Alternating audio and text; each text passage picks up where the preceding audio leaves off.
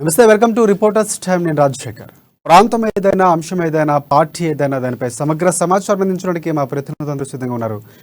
నిజామాబాద్ వెళ్దాం. నిజామాబాద్లో మా ప్రతినిధి నవీన్ మనకి అందుబాటులో ఉన్నారు. నిజామాబాద్ జిల్లాలో వారసులకు షాక్ ఇచ్చినటువంటి కేసీఆర్ సర్వే ముందు నుంచి కూడా కేసీఆర్ అదే రీతిలో వెళ్తున్నారు. ఎవరికి పట్టుంది, ప్రజల్లో జనాకర్షణ ఎవరికి ఉంది, ఎవరికి ఎలాంటి సీటు ఇచ్చే అవకాశం ఉంటుంది అనేది మాత్రం పూర్తి ముందు నుంచి కూడా ఒక అస్పష్టత అయితే మాత్రం ఖచ్చితంగా కనిపిస్తుంది. ఈ నేపథ్యంలోనే సిట్టింగ్లకే ముందు ఎమ్మెల్యే సీట్లు ఖరారు చేస్తామని చెప్పినప్పటికీ కూడా కేసీఆర్ మాత్రం సీక్రెట్గా తన సర్వే నిర్వహిస్తున్నారు. ఇది బాహాటంగా తెలిసినటువంటి విషయం. ఈ నేపథ్యంలోనే అక్కడ వచ్చే ఎన్నికల్లో వారసులకు ఇక సీట్లు రానిట్లా అనేటువంటి ఒక ప్రశ్న ఉత్పన్నమవుతుంది. రాజకీయాల్లో వారసులపైనే సీనియర్ లీడర్లు గంపెడు ఆశలు పెట్టుకున్నారు. ఎందుకంటే గతంలో మిషన్ 50 అనే ఒక కార్యక్రమంతో ఒక దీంతో అందరినీ కూడా 50+ అయినటువంటి రాజకీయ నేతలు సీట్లు తప్పించి ఒక కార్యక్రమాన్ని చేస్తున్నట్టు కూడా వార్తలు వచ్చాయి. ఆ నేపథ్యంలోనే తమ కుమారులకు ఇవ్వాలని కూడా, వారసులకు ఇవ్వాలని కూడా చెప్తున్న పరిస్థితి. దానికి ఇప్పుడు ఒక చెక్ పెట్టినట్టు కూడా తెలుస్తుంది. కేసీఆర్ నిర్ణయంతో డైలమాలో పడినటువంటి సీనియర్లు మొత్తానికి బాన్స్వాడ నుంచి కొడుకుకి సీటు ట్రై చేసినటువంటి పోచారం శ్రీనివాసరెడ్డి, ఇవన్నీ కూడా అక్కడ దీనికి సంబంధించిన పూర్తి సమాచారం మా ప్రతినిధి నవీన్ అందిస్తారు. నవీన్, చెప్పండి.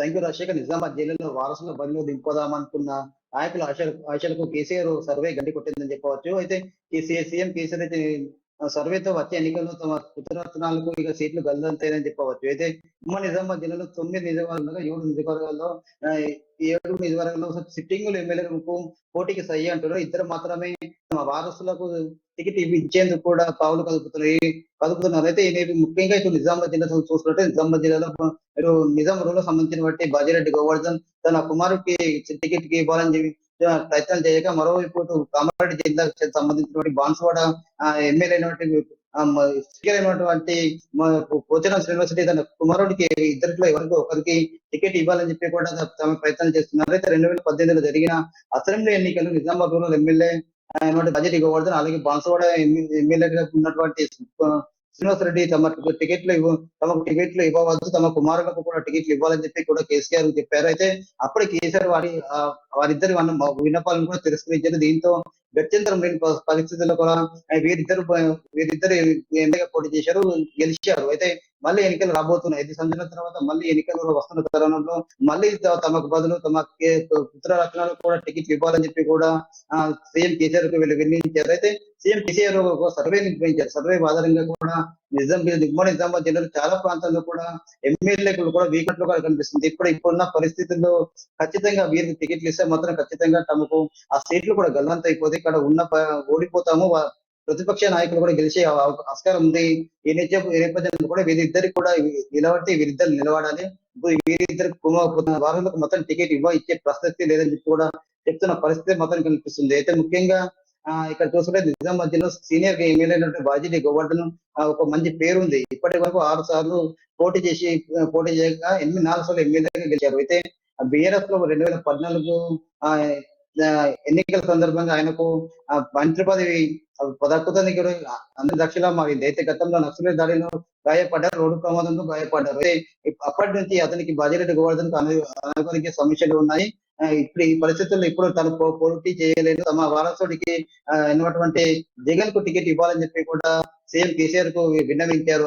అయినప్పటికీ రాష్ట్రంలో ఎవరికి టికెట్లు సీఎం కేసీఆర్ కూడా సర్వే ఇచ్చారు. ఈ సర్వేలో కూడా బాజిరెడ్డి తను నిలబడితే తప్ప అతని కుమారుడు నిలబడితే మాత్రం ఖచ్చితంగా ఆ సీటు గల్లంత అవుతుంది అనే కూడా లేదు. ఖచ్చితంగా ఇస్తారు ఎన్నికల్లో సిట్టింగ్ ఉన్నటువంటి ఎన్నికలు టికెట్ ఇస్తామని చెప్పి కూడా సీఎం కేసీఆర్ చెప్పడం జరిగింది. దీంతో అతను జగన్ కు అదే బాజిరెడ్డి గోవర్ధన్ కుమార్ జగన్ కూడా ఈసారి కూడా టికెట్ అందరం దక్షిణ మాగిందని చెప్పవచ్చు. అయితే ప్రధానంగా చూస్తే జగన్ కూడా జెడ్పీటీసీగా ఇటు పోటీ గెలిచారు. గెలిచిన తర్వాత కూడా జెడ్పీ చైర్మన్ కూడా పదవి ఇవ్వలేదు. ఆఖరికి ప్రణాళిక సంఘం ఉపాధ్యక్షుడితోనే పదవితోనే సరిపెట్టుకున్న పరిస్థితి ఏర్పడింది. కానీ ఈసారి కూడా టికెట్ ఇస్తే ఖచ్చితంగా తమ చివరి కోరిక తమకు ఎమ్మెల్యేగా చూడాలని చెప్పి కూడా ఆశ ఉంది అని చెప్పి కూడా చెప్పినప్పటికీ కూడా అతనికి టికెట్ ఇవ్వని పరిస్థితి కనిపిస్తుంది. మరోవైపు చూస్తున్నట్లయితే ఇటు మరో సీనియర్ నాయకుడు ఇటు ఉమ్మడి నిజామాబాద్ జిల్లా మరో సీనియర్ నాయకుడు పోచారం శ్రీనివాసరెడ్డి గత 5 సంవత్సరాల క్రితం కూడా తమ అభ్యర్థులు తమ కుమారులు ఇద్దరిలో ఎవరికైనా ఒకరికి టికెట్ ఇవ్వాలని చెప్పారు. ఆయన టికెట్ ఇవ్వకపోవడంతో ఆ శ్రీనివాస్ రెడ్డి మళ్ళీ బరిలో నిలిచారు, గెలిచారు. అతనికి మంత్రి శాఖ ఇచ్చారు. అనంతరం తర్వాత స్పీకర్ పదవి ఇచ్చారు. అయితే తనకు అప్పటి నుంచి కూడా పూర్తిగా అతనికి ఏజ్ ఎక్కువైపోయింది. తనకు చివరి ఎన్నికలు మళ్ళీ ఎన్నికలు ఉంటే ఎలాంటి పరిస్థితి ఉంటుందో తెలియదు. అయితే తమ కుమారులు ఇద్దరు ఎవరికి ఒకరికి ఎమ్మెల్యే టికెట్ ఇస్తే ఎమ్మెల్యే అవుతారు. రైట్ నవీన్, ఒకటి మీరు చెప్తున్నట్టు కూడా చివరి ఎన్నికలుగా పోచారానికి మనం చెప్పుకోవచ్చు. అలాగే కేసీఆర్ సారథ్యంలో వచ్చే ఎన్నికలు ఎలా ఉంటాయి, అప్పటికి పరిస్థితులు ఎలా ఉంటాయి, కానీ ఇప్పటితో వీళ్ళు ఏమంటారంటే దీపం కానీ ఇల్లు చక్కబెట్టుకునే క్రమంలోనే వీరు ఒక ఫామ్లో ఉండేటప్పుడే కొడుకు వారసులు కూడా రాజకీయాల్లోకి దింపి వారిని కూడా ఎమ్మెల్యే స్థానంలో చూస్తే తర్వాత వారికి ఒక నిశ్చంతగా ఉండొచ్చు అనే ఆలోచనతో ఇప్పటి నుంచే అలాంటి ప్రయత్నాలు చేస్తున్నారని కూడా అనుకోవచ్చు. అంటే మొత్తానికి కేసీఆర్ దగ్గర కూడా అలాంటి విన్నపాలతో వారు వెళ్ళుంటారు. మొత్తానికి వారి కొడుకులు చేస్తున్నటువంటి కార్యక్రమాలు అంటే ప్రజల్లోకి వెళ్ళే విధానం కానీ లేకపోతే జనాకర్షణ కానీ వారికి అలాంటి ఆ చతురత ఉందా లేదు ఇవన్నీ కూడా చూసి కేసీఆర్ సీట్ ఇచ్చే అవకాశం ఉంది కదా. ఆ నేపథ్యంలో కూడా ఇప్పుడు మనకి సీటు రాలేదు అనేటువంటి ఒక వార్తలు వస్తున్నాయి అనుకోవచ్చు అంటారు. ఖచ్చితంగా అనుకోవచ్చు. ఎందుకంటే సేమ్ కేసీఆర్ కూడా సర్వే నిర్వహించారు. సర్వేలో పూర్తిగా ఇటు ఇక్కడ సర్వేలు ప్రాధాన్యత అక్కడ ఎమ్మెల్యేకు ఇక్కడ ఎలాంటి బలం ఉంది, ఇక్కడ ప్రజలు ఏమనుకుంటున్నారు, అతను నిలబడితే ఎన్ని సీట్లు వస్తాయి కూడా పూర్తిగా సర్వే నిర్వహించారు. సర్వే ఆధారంగా కూడా అయితే తన వారసులకు టికెట్ ఇస్తే మొత్తం పూర్తిగా గల్లంతా అవుతాయి, టికెట్ కూడా కోల్పోయే పరిస్థితి ఉందని చెప్పి కూడా ఆ టికెట్ ఇస్తే ప్రసక్తి లేదని చెప్పి కేసీఆర్ చెప్తున్న పరిస్థితి కనిపిస్తుంది. అయితే ఇక్కడ కూడా ఇద్దరు బడ్జెట్ కావచ్చు, ఇటు ఎమ్మెల్యే మరోవైపు పోచారం శ్రీనివాస్ రెడ్డి కావచ్చు, ఒకరికి అనారోగ్య సమస్యలు ఉన్నాయి, మరొకరికి ఏజే భారీ అయిపోయింది కనుక ఖచ్చితంగా ఇవే చివరి ఎన్నికల్లో తమ వారసుని తమ కళ్ళ ముందే తమ వారసుని ఎమ్మెల్యేగా చూడాలనుకుంటున్నాము. ఆ తరుణంలో ఆ కోరికలని తమ వారసుని టికెట్ ఇవ్వాలని చెప్పి కూడా చెప్తున్న పరిస్థితి మనకు మాత్రం నచ్చింది. అయితే కేసీఆర్ మరో ఆలోచిస్తుంది. ఎందుకంటే గెలిపే లక్ష్యం రానున్న ఎన్నికల్లో ఖచ్చితంగా ప్రతిపక్షాలు కూడా బలపడుతున్నాయి. ప్రతిపక్షాల నుండి కూడా గట్టి పోటీ ఉండబోతుంది. అయితే ఈ తరుణంలో ఖచ్చితంగా అక్కడ ఇద్దరు ఎమ్మెల్యే క్యాండిడేట్లు మంచి ఫాలోయింగ్ ఉంది, అతి బలమైన నాయకులు వీళ్ళిద్దరు. అయితే వీళ్ళ వారసులు మాత్రం ఇప్పుడిప్పుడే రాజకీయాలకు అరంగేట్రం చేస్తున్నారు. ఒకరు జెడ్పీ చైర్మన్ అయితే మరొకరు డిసిసి చైర్మన్ గా ఉన్నారు.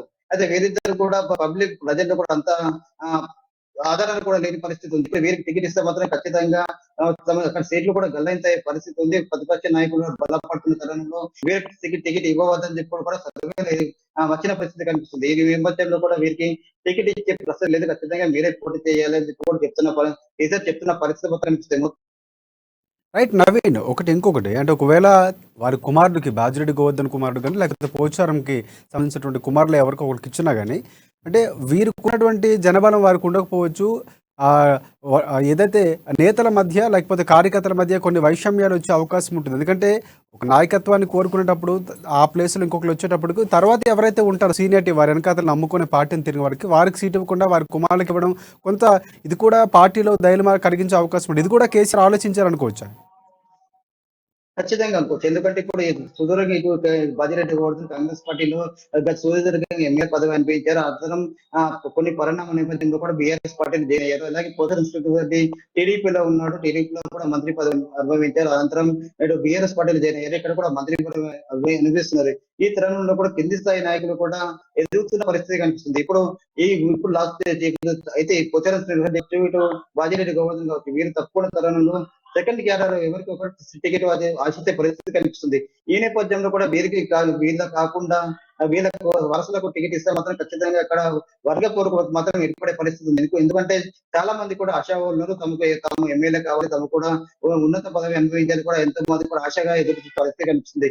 అయితే ఇప్పుడు పోచారం శ్రీనివాస్ కావచ్చు, ఇటు బాజిరెడ్డి గోవర్ధన్ కావచ్చు, వీళ్ళకి ఉన్నంత కూడా వీళ్ళకి ఇచ్చేంత ఫాలోయింగ్ కావచ్చు, వీళ్ళకు వారసులకు ఇబ్బంది పరిస్థితి కనిపిస్తుంది. ఎందుకంటే ఖచ్చితంగా తాము ఇక్కడ వాళ్ళ కాకుంటే మొత్తం తప్పకుండా మాకు టికెట్ ఇవ్వాలని చెప్పి కూడా చాలా మంది కూడా సేమ్ కేసీఆర్ కూడా విన్నవించే పరిస్థితి మాత్రం కనిపిస్తుంది. ఈ నేపథ్యంలో కూడా పూర్తిగా పార్టీలో కూడా ఆ చీలికలు మాత్రం ఎదుర్కొనే పరిస్థితి ఉంది. ఈ నేపథ్యంలో కూడా సీఎం కేసీఆర్ కూడా వీళ్ళకి టికెట్ ఇచ్చేందుకు కూడా నిర్ణయం తీసుకున్నారని చెప్పవచ్చు. Thanks for updates Naveen. Next మనం కరీంనగర్ వెళ్దాం. కరీంనగర్లో మా ప్రతినిధి శ్రీకాంత్ మనకి అందుబాటులో ఉన్నారు. ప్రధానంగా చూసుకుంటే పెద్దపల్లి జిల్లాలో రోడ్డెక్కినటువంటి రైతులు సుల్తానాబాద్లో రాజీవ్ రహదారిపై ఆందోళన చేపట్టారు. రైతులు ధాన్యం కొనుగోలుపై ప్రారంభించాలని కూడా త్వరగా ఆ ధాన్యం కొనుగోలు సంబంధించిన ప్రక్రియ జరగాలని కూడా రైతులు డిమాండ్ చేసినటువంటి పరిస్థితి. రైతులకు మద్దతు తెలిపినటువంటి కాంగ్రెస్ నేతలు, పోలీసులు, కాంగ్రెస్ నేతల మధ్య ఈ నేపథ్యంలోనే తోపులాట చోటు చేసుకుంది. అయితే నష్టపరిహారం కింద ప్రతి పంట లాస్ట్ గింజ వరకు కూడా సీఎం కేసీఆర్ కొంటామని హామీ ఇచ్చిన కూడా ఐకేపీ కేంద్రాలు ఇప్పటికీ దానికి సంబంధించిన కార్యక్రమాలు జాప్యం జరుగుతుంది. లారీలు కొలత అని కొన్ని సందర్భాలు చెప్తే మిల్లర్ల నుంచి తీసుకోవట్లేదని చెప్పి కొన్ని సందర్భాలు రావటం, ఇవన్నీ కూడా మొత్తానికి రైతులు మాత్రం నిన్న నష్టపోయినటువంటి పరిస్థితి. ఈ నేపథ్యంలోనే రాష్ట్ర వ్యాప్తంగా విస్తృతంగా ఎక్కడికక్కడ రైతులు ధర్నా చేస్తున్న పరిస్థితి. ఇక్కడ మనం పెద్దపల్లి జిల్లాలో కూడా అదే సేమ్ సిచ్యువేషన్ కనిపిస్తూ ఉంది. దీనిపై పూర్తి అప్డేట్స్ చెప్పండి శ్రీకాంత్. Thank you Rajasekhar. పెద్దపల్లి జిల్లాలో ఈ రోజు రైతులతో పాటు కాంగ్రెస్ కార్యకర్తలు నాయకులు కూడా రోడ్డెక్కిన పరిస్థితి. గోదావరి కని టు హైదరాబాద్ హైవే ఏదైతే ప్రధాన రహదారి ఉంటుందో ఆ ప్రధాన రహదారిపై బైఠాయించి ధర్నా కార్యక్రమం చేపట్టారు. మాజీ ఎమ్మెల్యే చింతకుంట విజయ రమణారావు ఆధ్వర్యంలో కాంగ్రెస్ శ్రేణులంతా కూడా, పెద్దపల్లి జిల్లా కాంగ్రెస్ శ్రేణులంతా కూడా ఈ ధర్నా రాస్తా రోకోల్లో పాల్గొన్నారు. అయితే గత నెల రోజుల క్రితం నుండి కూడా ధాన్యం కొనుగోలు ప్రారంభించట్లేదు, జాప్యం చేస్తుంది ప్రభుత్వము. అసలే అకాల వర్షాలు, వడగళ్ల వానలతో ఇప్పటికే రైతులు ఇబ్బందులు పడతా ఉంటే ఇంకా మరికొద్ది రోజుల్లో ఏదైతే వర్షాకాలం స్టార్ట్ అవుతుంది, ఇంకా ఇప్పటికే రైతులు తీవ్ర ఇబ్బందులు ఎదుర్కొంటున్నారంటూ కూడా కాంగ్రెస్ శ్రేణులంతా కూడా రోడ్డుపై బైఠాయించిన ఘటన పెద్దపల్లి జిల్లాలో చేసుకుంది. ఈ సందర్భంగా కాంగ్రెస్ కార్యకర్తలకు పోలీసులకు మధ్య స్వల్ప తోపులాట జరిగింది. కాస్త ఉద్రిక్త వాతావరణం నెలకొంది. అంటే ఆ సుల్తానాబాద్ మండలానికి చెందిన కాంగ్రెస్ పార్టీ ఇన్ఛార్జ్ చిల్క సతీష్ అనే యువకుడు, మనం విజువల్స్ లో చూసినట్టు దౌర్జన్యంగా పోలీసులు వారిని నెట్టివేసే ప్రయత్నం చేయగా అతడి చొక్కా చిరిగిపోవడంతో స్వల్ప గాయాలు కూడా అయ్యాయి. అంటే ఇదంతా కూడా రైతులు, అంటే కర్ణాటక ఎన్నికలలో విజయం సాధించిన తర్వాత కాంగ్రెస్ శ్రేణులు తెలంగాణలో వచ్చే ఎన్నికలలో పాగా వేసే దిశగా పావులు కదుపుతున్నట్టు మనం చెప్పొచ్చు. రైతుల సమస్యలపై కూడా పోరాటాన్ని ఉద్రిక్తం చేశారు. అంటే ప్రతి అంశాన్ని కూడా వారు తమకు అందిపుచ్చుకొని ప్రజల సమస్యలను తమ సమస్యలుగా గుర్తించి పోరాటం చేయడానికి కాంగ్రెస్ పార్టీ శ్రేణులు కూడా తెలంగాణ రాష్ట్ర వ్యాప్తంగా కూడా పెద్ద ఎత్తున ఆందోళనలకు సిద్ధమవుతున్నారు. ఇదే క్రమంలో ఈ రోజు పెద్దపల్లి జిల్లా సుల్తానాబాద్ లో రాజీవ్ రహదారిపై ఈ ఘటన చోటు చేసుకుంది. అంతేకాకుండా ఇటు రాజన్న సిరిసిల్ల జిల్లాలోని వేములవాడ మండలానికి చెందిన గ్రామంలో కూడా ఇదే పరిస్థితి. అంటే రైతులంతా కూడా, అంటే ఇంకా 4 రోజులైతే వర్షాలు కూడా మొదలవుతాయి, ఇప్పటి వరకు కూడా తమ ధాన్యం, అంటే లారీల కొరత సాకు చూపిస్తూ క్వింటాలకు 5 నుండి 10 కిలోలు తక్కువ చేసి తూకం వేస్తున్నారంటూ కూడా ఆరోపిస్తున్నారు. అంటే ఐకేపీ సెంటర్లకు ధాన్యం తరలించిన తర్వాత కూడా ఎక్కడ కూడా ధాన్యం కొనుగోలు వేగవంతం చేయట్లేదంటూ కూడా వాళ్ళంతా కూడా ఒక ఆందోళన చేయబడుతున్నారు. అంటే రైతులకు, అంటే రాజకీయ పరిస్థితులు ఎలా ఉన్నా కూడా అల్టిమేట్ గా రైతులు మాత్రం తీవ్ర ఇబ్బందులు ఎదుర్కోవాల్సి వస్తుంది. ఇదే అంశాన్ని కాంగ్రెస్ పార్టీ కూడా తమ పరిధిలోకి తీసుకొని రైతుల తరపున పోరాటాన్ని అయితే ఉధృతం చేస్తున్నాయని చెప్పుకోవచ్చు రాజశేఖర్. శ్రీకాంత్, ఒకటి, ఇప్పుడు వర్షాలు పడిన రైతులు ప్రతిసారి మనం వార్తల్లో చూపిస్తూనే ఉన్నాం, రైతులు నష్టపోయారు, పంట నష్టం జరిగింది. ప్రభుత్వం అరకొరగానే రావటం, దానికి సంబంధించిన లెక్కలు తీసుకోవడం తప్ప పూర్తి స్థాయిలో రైతులకు న్యాయం చేసి తీసుకెళ్లేదు. కానీ కేసీఆర్ ప్రభుత్వం మాత్రం ఖచ్చితంగా మేము రైతు పక్షపాతిగా, రైతు ప్రభుత్వంగానే ఉంటాం, ఇక ఈ నేపథ్యంలో రైతులకు ఏ చిన్న కష్టం రాకుండా చూసుకుంటాం, రైతులు పక్షాన పోరాడతామని చెప్పేసి చెప్పినటువంటి సందర్భాలు కూడా ఉన్నాయి. కానీ ఇక్కడ పూర్తిగా రాష్ట్రంలో పరిస్థితులు విరుద్ధంగా ఉన్నాయి. ఆయన బయట రాష్ట్రాలకు వెళ్ళి నష్టపరిహారాలు కొంతమంది రైతులకు చనిపోయిన వారికి ఇస్తున్నటువంటి పరిస్థితి గతంలో ఇచ్చారు. కానీ ఇప్పుడు ఇక్కడ ఉన్నటువంటి సొంత రాష్ట్రంలో రైతులు పట్టించుకునేటువంటి వాదన కూడా ప్రతిపక్షాలు వినిపిస్తుంది. దీనిపై పూర్తిగా చక్కదిద్దే ప్రయత్నం ఎందుకు చేయట్లేదు? అధికార లోపం అనుకోవచ్చా, లేకపోతే ప్రభుత్వ యంత్రాంగంలో ఉన్నటువంటి లోపంగా చూడొచ్చు అంటారు? తప్పకుండా ప్రభుత్వ అధికారుల సమన్వయ లోపంతో పాటు అధికారుల నిర్లక్ష్యం కూడా కనబడుతుంది. అంటే రాజకీయ పబ్బం గడుపుకోవడానికి అయితే తెలంగాణ ప్రభుత్వం కూడా ఇలాంటి హామీలు నీటి మీద రాతలుగానే మిగిలిపోతున్నాయి. ఈ రోజు కూడా పౌర సరఫరా శాఖ మంత్రి ఒక స్టేట్మెంట్ అయితే ఇచ్చారు, వర్షం తడిసిన ధాన్యాన్ని కూడా మేము కొనుగోలు చేస్తాము. అంటే గతంలో కూడా చాలా సార్లు ఇలాంటి స్టేట్మెంట్లు వచ్చాయి. కాకపోతే ఇది ఆచరణలో మాత్రం ఎక్కడా కనబడట్లేదు. ఆచరణలో కనబడితే రైతులు మేమెందుకు రోడ్డు, అంటే రాజకీయాలతో మాకు సంబంధం లేదు, మేము ఇప్పటికే చాలా తీవ్ర నష్టాల్లో ఉన్నాము, పంట నష్టపోయి ఇప్పటికే మిగిలిన దాన్నైనా కూడా ప్రభుత్వం కొనుగోలు చేస్తుందనే గంపెడంత ఆశతో ఐకేపీ సెంటర్లకు చేరుకుంటే అక్కడ మాత్రం మాకు తరుగు పేరు మీద క్వింటాలకు 7 నుంచి 10 కిలోలు తీసివేయడం ఏంటని చెప్పేసి వాళ్ళు, అంటే ఇదంతా కూడా ఒక రాజకీయ నాయకుల పబ్బం గడుపుకోవడానికి అని చెప్పేసి ఆర్పిస్తున్నప్పటికీ కూడా రైతులు మాత్రం తమ ఆవేదన వ్యక్తం చేస్తున్నారు. ఆచరణలో మాత్రం తెలంగాణ ప్రభుత్వం హామీల ఆచరణలో మాత్రం ఎక్కడ కూడా అమలవుతున్న పరిస్థితి లేదు. రాష్ట్ర వ్యాప్తంగా అంటే రైతులు తమ బాధను వెళ్లదీసుకుంటూ రోడ్లపైకి రావాల్సిన పరిస్థితి వస్తుంది కానీ ఆ ప్రభుత్వం ఆ దిశగా చర్యలు తీసుకుంటే మాకు ఇలాంటి కష్టాలు ఎందుకు, మేము ఎందుకు రోడ్లపైకి వస్తామంటూ కూడా రైతులు ఆవేదన వ్యక్తం చేస్తున్న పరిస్థితి. ఆ గతంలో పెద్దపల్లి జిల్లాలో food corporation chairman Ravinder Singh కూడా ఆ ప్రత్యక్షంగా అక్కడ ఆ ప్రాంతానికి వెళ్లి రైతులకు భరోసా కల్పించే ప్రయత్నం కూడా చేశారు. అయితే ప్రతి ధాన్యాన్ని కూడా కొనుగోలు చేస్తాం. కాకపోతే ఆ మాటలన్నీ కూడా నీటి మీద రాతలైపోయాయి. ఎక్కడ కూడా అంటే ఇప్పటికీ కూడా చాలా చోట్ల ధాన్యం ఐకేపీ సెంటర్లలో నిల్వ వేసి ఉండడమే కాకుండా లారీల కొరత సాగుతో పాటు అంటే ఇక్కడ ఇంకొక విషయం కూడా పరిగణలోకి తీసుకోవాలి. సుల్తానాబాద్ ప్రాంతానికి చెందిన ఏదైతే రైస్ మిల్లు ఒక మాఫియాగా కూడా కొనసాగుతుంది. అంటే రైస్ మిల్లర్లంతా కూడా కొమ్ముక్కయ్యి ఒక మాఫియా అంటే సిండికేట్ లాగా ఏర్పడి రైట్ రైట్ మీరు చెప్తున్నటువంటి ఏదైతే రైస్ మిల్లులకు సంబంధించి కొంతమంది రైతులు అప్పటి వరకు ప్రభుత్వ ఐకేపీ కేంద్రాల్లో కొనేంత వరకు వెయిట్ చేయలేక ధాన్యం ఎక్కడ పోతాయో ఇన్ని రోజులు కష్టపడి సంపాదించినటువంటి ఆ అప్పులు కానీ లేకపోతే పంట త్వరగా అమ్మేస్తే ఎంతో కొంత తీసుకోవాల్సినటువంటి ఆలోచన రైతులు ఖచ్చితంగా ఉంటారు. ఆ నేపథ్యంలో కొంతమంది రైతులు ముందస్తుగానే తక్కువ ధరకే దాదాపుగా 1800 సుమారుగా అమ్ముతున్నట్టు కూడా తెలుస్తుందంట. ఐకేపీ కేంద్రాల్లో 2000 పైన ఉన్నటువంటి అమౌంట్కి తక్కువగానే నష్టానికి అయినా కూడా వాళ్ళు క్యాష్ చేసుకున్నటువంటి పరిస్థితి. మీరు అన్నట్టు వాళ్ళు కూడా ఒక మాఫియాగా ఏర్పడిన పరిస్థితి. ఇంకోటి ఖచ్చితంగా ప్రభుత్వం ఒక ప్రణాళిక లోపం కూడా ఇందులో మనకు క్లియర్ గా కనిపిస్తుంది అనుకోవచ్చు. తప్పకుండా ప్రణాళిక లోపంతో పాటు రైస్ మిల్లర్ల సిండికేట్ అని కూడా మనం తప్పకుండా చెప్పవచ్చు. ఈ సుల్తానాబాద్ ప్రాంతానికి చెందిన మండలానికి చెందిన ఈ ప్రాంతంలో దాదాపు 100కు పైగా రైస్ మిల్ అంటే ఇదంతా కూడా ఒక పెద్ద ఎత్తున రైస్ మిల్లులు ఇక్కడ కొనసాగుతుంటాయి. ఇదంతా కూడా ఒక మాఫియాగా కూడా మనము పరిగణలోకి తీసుకోవచ్చు. అంటే వీళ్ళంతా కూడా సిండికేట్ గా అయ్యి అమాయకులైన రైతులను అంటే ఇప్పుడు మీరు అన్నట్టుగా ఏదైతే రైతులు పంట నష్టపోతామని చెప్పేసి ఆవేదన వ్యక్తం చేస్తూ ఎక్కువ ధర మనకు ఎక్స్పెక్ట్ చేయకుండా అంచనాలు వేయకుండా ఎంత వస్తే అంత తొందరగా తమ పంటను అమ్ముకుని తమ అవసరాలు తీర్చుకోవాలని చెప్పేసి కూడా రైతులు ఆశలను కూడా ఈ రైస్ మిల్లర్లు క్యాష్ చేసుకుంటున్నారు. ఎక్కడ కూడా దాదాపు మిల్లర్ల అవకతవకలు వారికి రైతుల పాలిట శాపంగా మా చెప్పుకోవచ్చు. Right thanks for updates Srikanth.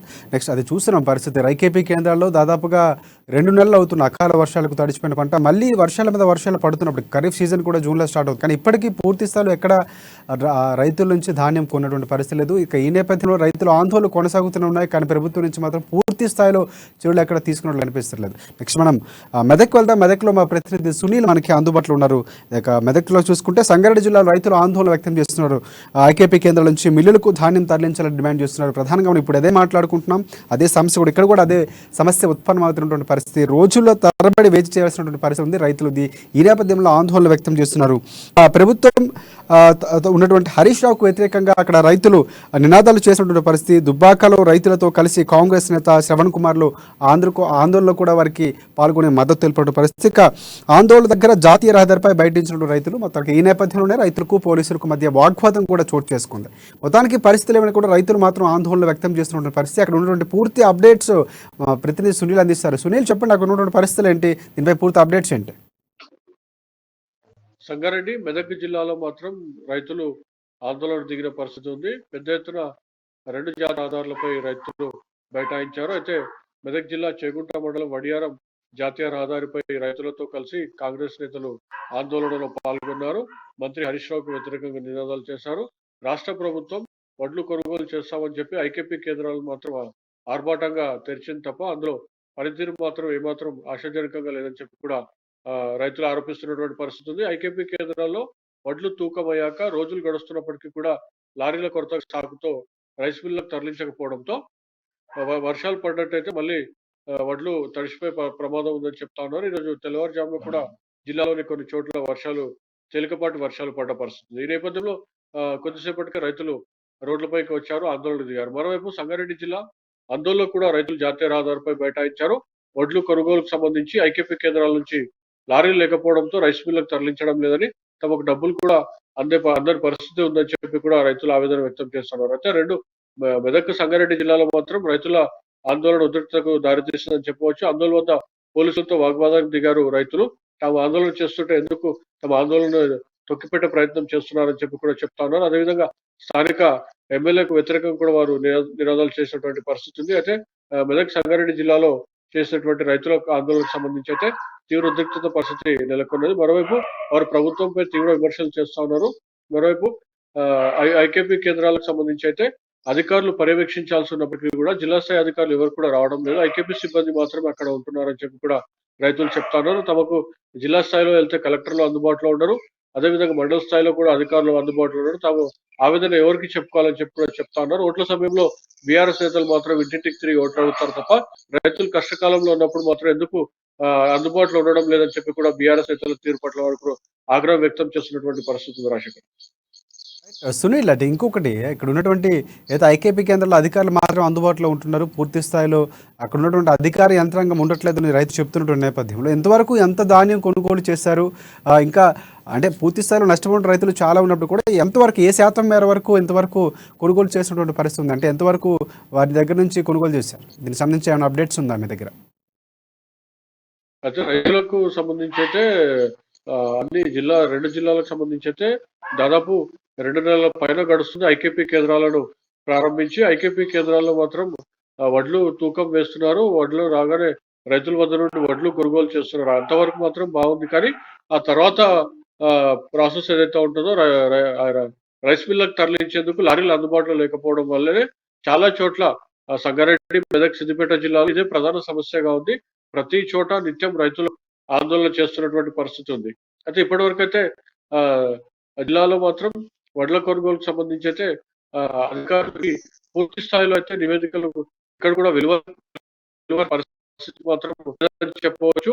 ఎందుకంటే వడ్ల కొనుగోలు జాప్యం జరుగుతుంది. వడ్ల కొనుగోలు సంబంధించి అయితే ఐకేపీ కేంద్రాల నుంచి తరలించాక రైస్ మిల్లులో పంపించిన తర్వాత రైతుల ఖాతాలో డబ్బులు జమ అవుతాయి. అయితే ఐకేపీ కేంద్రాల్లో నిల్వ ఉండడంతో అధికారులు ఖచ్చితమైన లెక్కను కూడా చెప్పే పరిస్థితి లేదని చెప్పి కూడా మనం భావించవచ్చు రాజశేఖర్.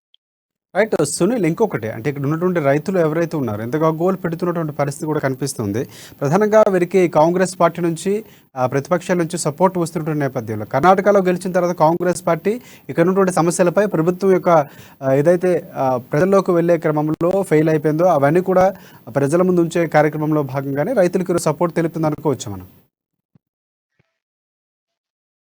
అవును, రైతులకు సంబంధించి అయితే గత 2 నెలలుగా ఐకేపీ కేంద్రాల్లో జరుగుతున్నటువంటి నిర్లక్ష్యం కానివ్వండి, లారీల సమస్యకు సంబంధించి రైతులతో ఉమ్మడి మెదక్ జిల్లా వ్యాప్తంగా అయితే కాంగ్రెస్ నేతలు ముందుండి రైతులకు మద్దతు పలుకుతున్నారు. రైతుల ఆందోళనలో పాల్గొంటున్నారు. చాలా చోట్ల పోలీసులు కూడా కాంగ్రెస్ నేతలను చేస్తున్నటువంటి పరిస్థితి కూడా ఉంది. కానీ రైతుల సమస్యలపై మాత్రం కాంగ్రెస్ నేతలు ఎప్పటికప్పుడు తమ నిరసన గలాన్ని వెలువరుస్తున్నారు. రైతులకు మద్దతుగా నిలుస్తున్నటువంటి పరిస్థితి. మరోవైపు రైతులు చేస్తున్నటువంటి ఆందోళన చేస్తున్న కొద్దిసేపటికే కాంగ్రెస్ మద్దతుగా నిలుస్తున్నటువంటి పరిస్థితి. వారు కూడా చెప్తా ఉన్నారు, రైతుల సమస్యలు పరిష్కరించాలి, రాజకీయాలకు అతీతంగా రైతులకు చూడాలి, రైతులకు సంబంధించినటువంటి సమస్యలు వెంటనే పరిష్కరించాలి ప్రభుత్వానికి విజ్ఞప్తి చేస్తున్నటువంటి పరిస్థితి రాష్ట్రం.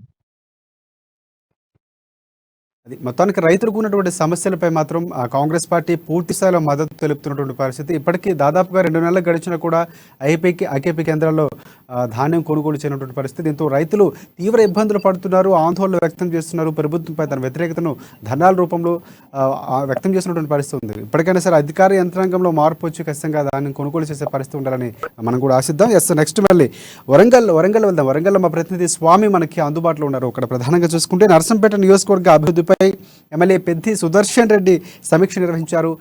ఈ కార్యక్రమానికి కలెక్టర్ ప్రావీణ్య, సిపి రంగనాథ్ హాజరైనటువంటి పరిస్థితి. ఎమ్మెల్యే క్యాంపు కార్యాలయంలో ఈ సమీక్ష సమావేశం జరిగింది.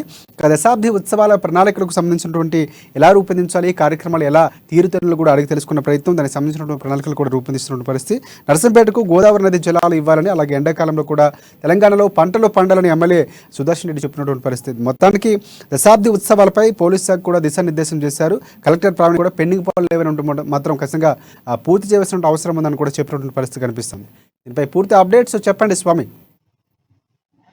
Good evening Rajasekhar. మొత్తానికి చూసుకుంటే ఉమ్మడి వరంగల్ జిల్లా వ్యాప్తంగా కూడా అధికారులు కావచ్చు, సీఎం కేసీఆర్ పిలుపు మేరకు కూడా తెలంగాణ అవతరణ దినోత్సవం సందర్భంగా కూడా దశాబ్ది ఉత్సవాల సందర్భంగా కూడా మొత్తానికి జూన్ 2వ తారీఖు నుంచి 21వ తారీఖు నాడు వరకు అంగరంగ వైభవంగా జరుపుకోవాలని చెప్పి కూడా మొత్తం అన్ని జిల్లాల్లోని కూడా కసరత్తు చేస్తున్న నేపథ్యం కనపడుతుంది. కానీ మొత్తానికి చూసుకుంటే ఇవాళ నర్సంపేట లో నియోజకవర్గ స్థాయి కూడా ఇక్కడ సమీక్ష సమావేశం నిర్వహించారు. దీనికి ముఖ్యంగా పోలీస్ శాఖ నుంచి కానీ సిపి రంగనాథ్ కూడా ఇక్కడికి రావడం జరిగింది. అట్లాగే కలెక్టర్ ప్రావీణ్యతో పాటు కూడా స్థానిక ఎమ్మెల్యే పెద్ది సుదర్శన్ రెడ్డి కూడా ఇక్కడికి రావడం జరిగింది. అంటే వీళ్ళందరూ సమీక్ష సమావేశం నిర్వహించారు. పెండింగ్ లో ఉన్న పనులన్నీ కూడా పూర్తి చేసుకొని కూడా దశాబ్ది ఉత్సవాల్లో కూడా అంగరంగ వైభోగంగా జరుపుకోవాలి. అట్లాగే పాకాలలోని గోదావరి జలాలు తీసుకొచ్చిన రైతన్నలకు కూడా ఎప్పటికీ వెన్నుదంటి ఉండాలని చెప్పి కూడా చెప్తున్న పరిస్థితి కనపడుతుంది. మొత్తానికి చూసుకుంటే అంటే 58, 59 జీవో అసైన్ ల్యాండ్ కూడా గిరిజన సంబంధించిన పట్టాలు రైతులకు కూడా పట్టాలు అందించాలని కూడా ఇవాళ సమీక్ష సమావేశంలో చర్చించడం కూడా జరిగింది. మొత్తానికి సిపి రంగనాథ్ కూడా పోలీసు శాఖ కూడా తెలంగాణ రాష్ట్ర ప్రభుత్వం ఏర్పడ్డాక అన్ని శాఖలు కూడా ప్రతిష్టంగా ఉన్నాయి. మొత్తం ఇప్పుడు పోలీస్ శాఖ కూడా ప్రతి గ్రామాల్లోని ప్రతి మండలంలో ప్రతి జిల్లాలో కూడా పోలీసు నిమగ్నమై ఉంటుంది. ప్రతి అంటే 2వ తారీఖు నుంచి మొదలుకుంటే 21వ తారీఖు వరకు కూడా 21 రోజుల పాటు పోలీస్ శాఖ పోలీసులు కూడా ప్రతి ప్రోగ్రామ్ లో కూడా నిమగ్నమై ఉంటారు. పోలీస్ శాఖ నుంచి ఎలాంటి సహాయ సహకారాలు కావాలంటే మేము అందించడానికి సిద్ధంగా ఉన్నామని చెప్పి కూడా వరంగల్ సిపి ఏవి రంగనాథ్ కూడా తెలపడం జరిగింది. కానీ మొత్తానికి చూసుకుంటే ఇక్కడ దిశ మొత్తం నిర్దేశంగా అంటే ఇక్కడ మొత్తం ప్లాన్స్ అంటే ఏ విధంగా చేయాలి, ఏ విధంగా చేస్తే మనము విజయవంతం అవుతుంది అని చెప్పి రోజుకొక ప్లాన్ కూడా ప్లాన్ చేస్తున్న కసరత్తు చేస్తున్న నేపథ్యం కనపడతా ఉంది. కానీ అన్ని రంగాలు అంటే అన్ని శాఖల నుంచి కూడా అంటే ఇరిగేషన్ డిపార్ట్మెంట్ కావచ్చు, ఇంజనీరింగ్ డిపార్ట్మెంట్, R&B డిపార్ట్మెంట్ కావచ్చు, రెవెన్యూ డిపార్ట్మెంట్ కావచ్చు, ఈ అన్ని డిపార్ట్మెంట్లతో కూడా ఇవాళ నర్సంపేట మన మొత్తం సెమినార్ హాల్లో కూడా ఇవాళ సమీక్ష సమావేశం నిర్వహించడం జరిగింది. మొత్తానికి ప్రధానంగా అంశాలపైన కూడా కలెక్టర్ ప్రావీణ్య కూడా చర్చించడం జరిగింది. రాజశేఖర్, తెలంగాణ 10 ఏళ్ళు ఏదైతే తెలంగాణ సాధించుకున్న తర్వాత దశాబ్ది ఉత్సవాలు నిర్వహిస్తున్నటువంటి నేపథ్యంలో తెలంగాణ సాధించినటువంటి ప్రగతి కానీ ప్రభుత్వానికి సంబంధించినటువంటి కార్యక్రమాల వివరాలు కానీ ఖచ్చితంగా దానికి సంబంధించినటువంటి ఒక ప్రణాళిక రూపొందించే అవకాశం కనిపిస్తుంది. అంటే దీనికి సంబంధించినటువంటి కలెక్టర్లు సమావేశంలో ఏమైనా ఎమ్మెల్యే పెద్దిరెడ్డి సుదర్శన్ రెడ్డి కానీ సమీక్ష సమావేశంలో ఏమైనా చెప్పినటువంటి పరిస్థితి ఉంది? ఎలాంటి కార్యక్రమాలు తెలియదు. ఎందుకంటే గ్రామీణ ప్రాంతాల్లో ముఖ్యంగా రైతులకు సంబంధించినటువంటి కానీ లేకపోతే రక్షణ శాఖ సంబంధించినటువంటి పోలీసులు కానీ ఇవి ఖచ్చితంగా వారికి ఎలాంటి భరోసా కల్పించింది ప్రభుత్వం అని చెప్పే అవసరం ఖచ్చితంగా ఉంది. కాబట్టి ఈ నేపథ్యంలో కార్యక్రమాలు రూపొందించే అవకాశం ఉంది. రైట్ రాజశేఖర్, మొత్తానికి కార్యక్రమం రూపొందించి కార్యక్రమాన్ని విజయవంతం చేయడానికి కూడా ప్రజాప్రతినిధులు కావచ్చు, స్థానిక ఎమ్మెల్యే కావచ్చు, ఇక్కడ ఉన్న మన అధికారులే కావచ్చు, దానికి కసరత్తు మాత్రం కూడా చేస్తా ఉన్న నేపథ్యం కనపడుతుంది. ఉమ్మడి వరంగల్ జిల్లాలో చూసుకుంటే ఎమ్మెల్యేలు కావచ్చు, మంత్రులే కావచ్చు, ఇక్కడ అంటే ఏజెన్సీని ఆనుకుని ఉన్న భూపాలపల్లి జిల్లా, ఇటు మహిబాద్ జిల్లా కూడా మొత్తం ములుగు జిల్లాలో కూడా పూర్తిగా ప్రజాప్రతినిధులతో పాటు అధికారులు కూడా నిమగ్నమై కూడా ఒక పక్క వర్షంతో ధాన్యం దడుస్తున్నా కానీ రైతుల గోడును వినిపించుకోకుండా కూడా ఈ 2వ తారీఖు నుంచి కూడా దశాబ్ది ఉత్సవాలను విజయవంతం చేయడానికి మొత్తం పూర్తిగా నిమగ్నమైందని చెప్పుకోవచ్చు. ఇక్కడ ఈ సిచ్యువేషన్ అంతా తెలంగాణ రాష్ట్ర వ్యాప్తంగా ఉందని చెప్పుకోవచ్చు రాజశేఖర్. కానీ ఇక్కడికి 2వ తారీఖు నుంచి 21 రోజుల వరకు అంటే సమస్య రైతుల పట్ల రైతులకు ఏ సమస్య ఉన్నా తీర్చేయాలి. ఆ రైతులు అంటే ఒక్కొక్క రోజుకు ఒక్కొక్క శాఖ నుంచి కూడా మీటింగ్ కన్వర్ట్ చేస్తా ఉన్నారు. కానీ మొత్తానికి ఆ శాఖ పరంగా కూడా ఎవరైతే ఉదాహరణకు రైతులే కావచ్చు, రైతులకు పట్టాల పంపిణీ కావచ్చు, పెన్షన్సే కావచ్చు, వికలాంగుల పెన్షన్సే కావచ్చు, ఇవన్నీ అంటే రోజుకో ప్రోగ్రామ్ వ్యక్తులు ఒక ప్రణాళిక సిద్ధం చేస్తున్నట్టు కూడా తెలుస్తా ఉంది. అంటే ఈ ప్రణాళిక కొరకు అన్ని శాఖల వారీగా కూడా సహాయ సహకారాలు తీసుకొని కూడా ఆ శాఖలకు సంబంధించిన కార్యక్రమాలే ఆ రోజు కూడా ప్రస్తావించడం జరుగుతుంది. ఆ రోజు రైతులకు సహకారం చేసే ప్రణాళిక సిద్ధం చేస్తున్నట్టు కూడా తెలుస్తా ఉంది రాజశేఖర్. స్వామి, మొత్తానికి దశాబ్ది ఉత్సవాల నేపథ్యంలో ప్రజా సమస్యలు అలాగే తెలంగాణ సాధించినటువంటి ప్రయత్నం కూడా చెప్పే ప్రయత్నంలో భాగంగానే దశాబ్ది ఉత్సవాల కార్యక్రమాలు కూడా నిర్వహణ చేపడుతున్నట్టు మనకు తెలుస్తూ ఉన్నటువంటి పరిస్థితి. స్వామి, పూర్తి అప్డేట్స్ అందించినందుకు థ్యాంక్ యూ. అండ్ ఇది ఇవాల్టి రిపోర్టర్స్ టైం. రేపటి రిపోర్టర్స్ టైంలో మళ్ళీ కలుసుకుందాం. అంతవరకు చూస్తూనే ఉండండి అమ్మా న్యూస్, నిజం కోసం జనం కోసం.